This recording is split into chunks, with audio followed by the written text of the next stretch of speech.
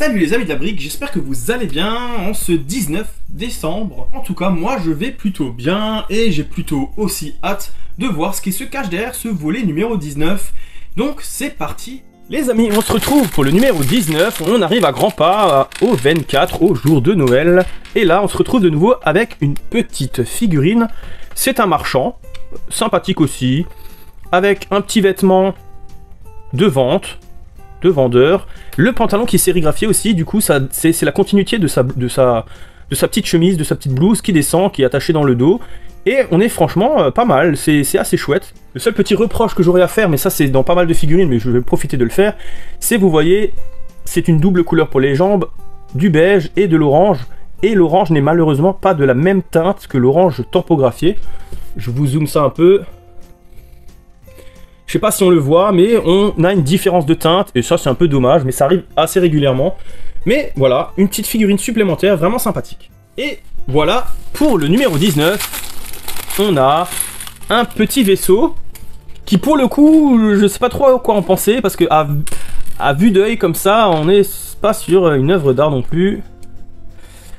Je suis impatient de le monter, parce que jusqu'à ce numéro, je disais à chaque fois que je trouve qu'il y a eu un effort de fait sur les constructions. Autant celui-là, je sais pas. Je sais pas trop quoi en penser de ce modèle-là. Donc je vais voir ce que ça donne tout de suite. Parce que c'est un AT-ST. Ils font un peu de pub pour les derniers sets qu'ils ont sortis. Mais j'avais l'impression que celui-là, justement, ben ça... Là, on se retrouvait de nouveau avec une échelle comme les anciens. Comme les anciens sets des calendriers, c'est-à-dire un peu trop petite et un peu mal foutue. Alors, à première vue, hop, si c'est fini, on peut dire que ça va. Finalement, ça va, puisque c'est quand même un petit véhicule. Donc, si on le compare au turbo laser que j'ai construit au numéro 18, c'est-à-dire hier, eh ben, on n'est pas trop mal au niveau échelle. Franchement, finalement, il n'est pas si vilain que ça, il ressemble, on le reconnaît. Non, franchement, ça va.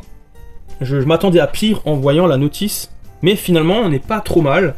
Mais voilà, bon, ça refinira aussi en vrac. Mais pareil, pour du micro-scale, pour du minimaliste, si vous voulez faire un petit décor, et ben finalement, c'est pas trop mal. Alors les amis, bien sûr, voilà ce qu'il y a. Et ben, sans appel, c'est bien le City qui m'intéresse le plus pour de nouveau sa figurine qui me plaît beaucoup. Et côté Star Wars, on a le petit AT-ST qui est sympa aussi, mais c'est comme pour le canon d'hier, il faut bien sûr faire un petit décor qui va avec pour en avoir l'utilité. Du coup, ça part en vrac. Et bien sûr, la figurine, ça part dans la City ou dans le Winter Village. Je verrai encore, je sais pas. Voir.